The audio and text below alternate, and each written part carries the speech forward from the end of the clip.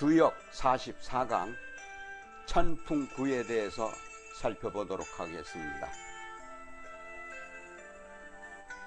구는 만난다는 뜻입니다. 해우의 후와 동음 동의로서 단지 구는 약속 없이 문득 만나는 것입니다. 후는 길에서 만나는 것입니다. 구는 여자가 남자를 만나는 것입니다.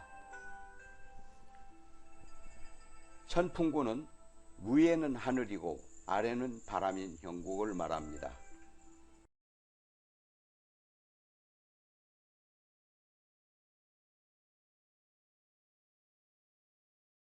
구는 우연히 만나다, 추하다라는 뜻입니다. 하늘 아래에서 바람이 부니 흩어졌던 구름이 모입니다. 만난다는 뜻의 구를 괴의 이름으로 하였습니다. 하나의 음이 5개의 양을 떠받치고 있으니 매우 추한 형국입니다.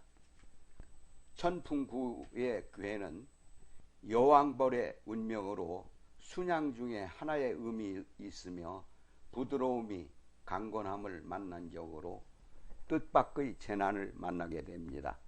높은 사람으로부터 귀여움을 받으나 귀가 얇아 감언이설에 속는 일이 많으므로 주의해야 합니다. 임상 결과는 많은 사람들을 먹여 살려야 하는 운으로 요식업, 유치원 원장, 교장, 목사의 직책을 가진 사람들이 많습니다. 오지랖이 넓고 강한 리더십이 특징입니다. 노래를 잘하고 바람기가 많습니다. 그리고 간호사는 업상 대체가 맞기 때문에 직업적으로 상당히 좋습니다. 사업운은 매우 약합니다. 국괴는 만남의 뜻이 있습니다. 해우의 후와 동음 동의로 단지 구는 약속 없이 문득 만나는 것이고 후는 길에서 만나는 것입니다. 구는 여자가 남자를 만나는 격으로 여자가 주체가 되는 것입니다.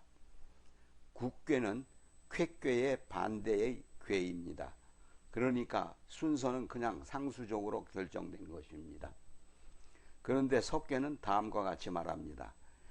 쾌는 결별하는 것이다. 그런데 이별하다 보면 반드시 만나게 되어 있다. 그래서 쾌를 국괴로 받아 구는 만남의 우를 말합니다. 괴사를 살펴보겠습니다. 구, 여장, 무령, 취녀. 국괴에는 맨 밑바닥에 여자가 등장합니다. 그런데 그 여자는 보통 여자가 아닙니다. 그 기운이 장대합니다. 혼자서 5의 남자를 상대해도 끄떡이 없습니다. 이런 상황에서 여인을 취한다는 것은 매우 어리석은 일입니다. 절대 취하면 안 됩니다.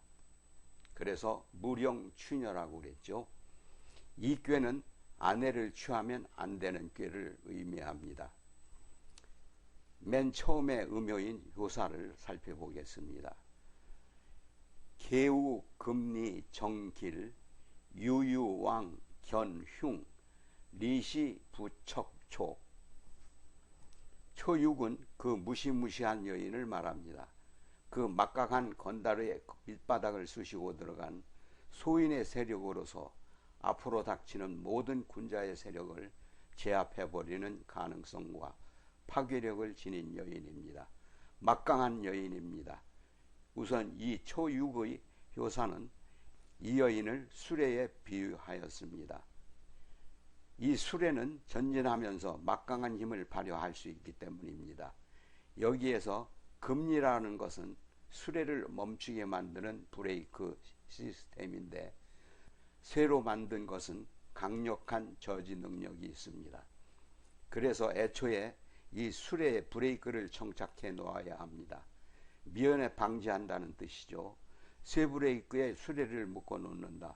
그렇게 이 여인을 제압하고서 하느님께 점을 친다.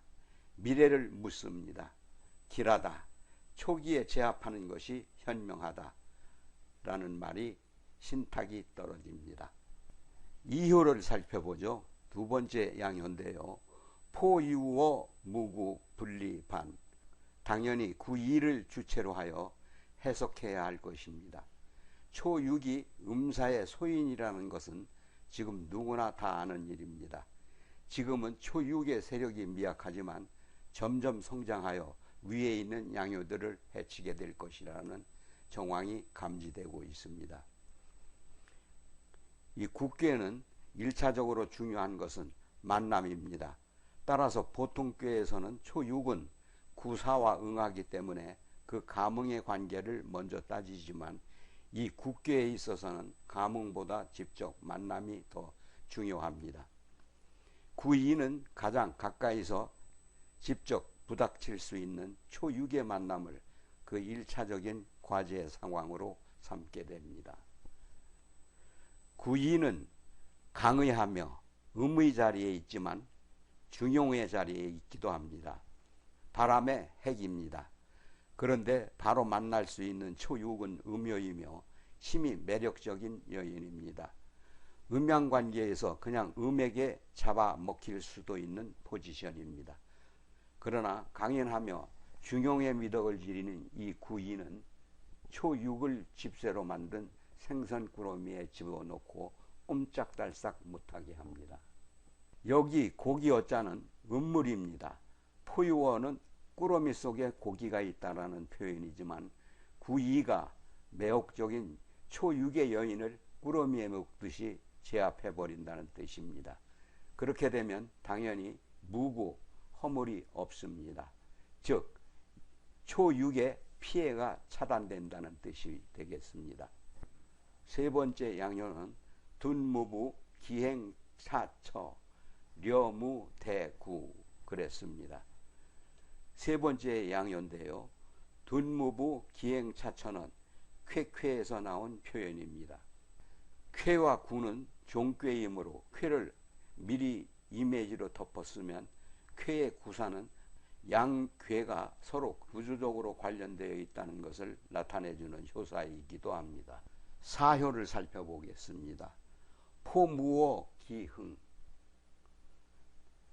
네 번째 양요인데요. 꾸러미 안에 물고기가 없다. 가만히 앉아 있으면 괜찮을 텐데 일어나면 흉하다.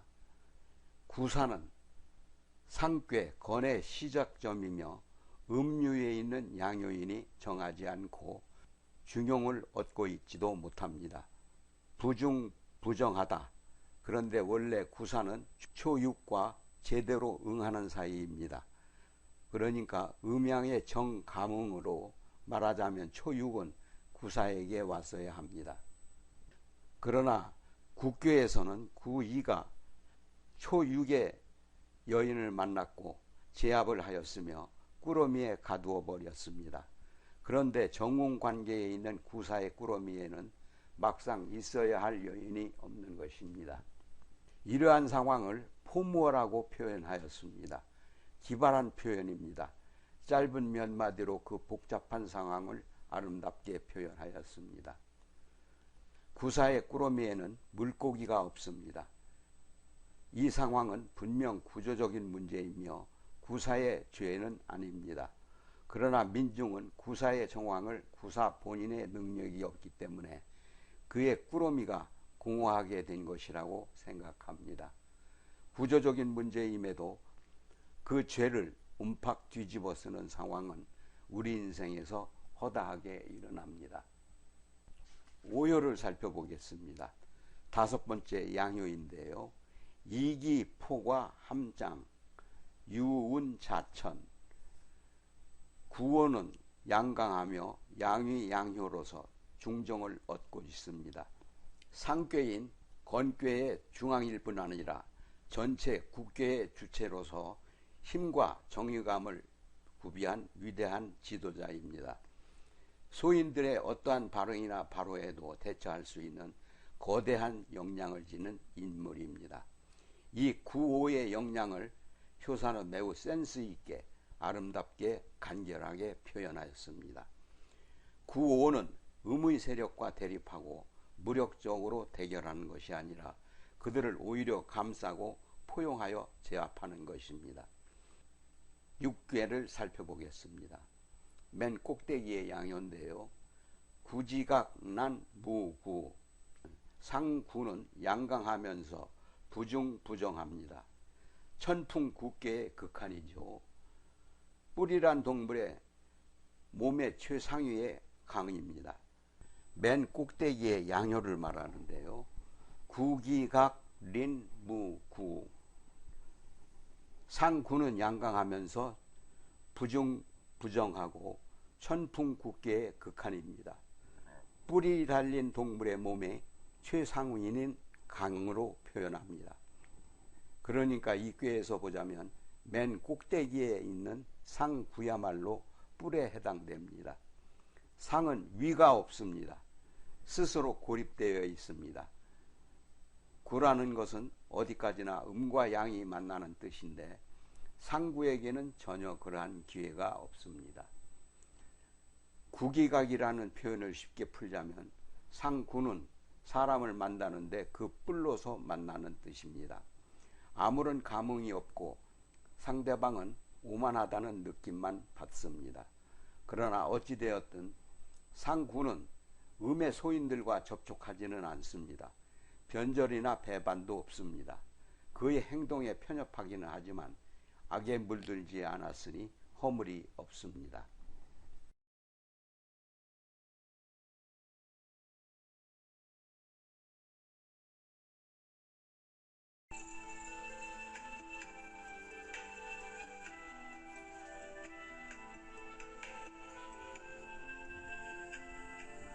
지금까지 천풍구에 대해서 살펴보았습니다.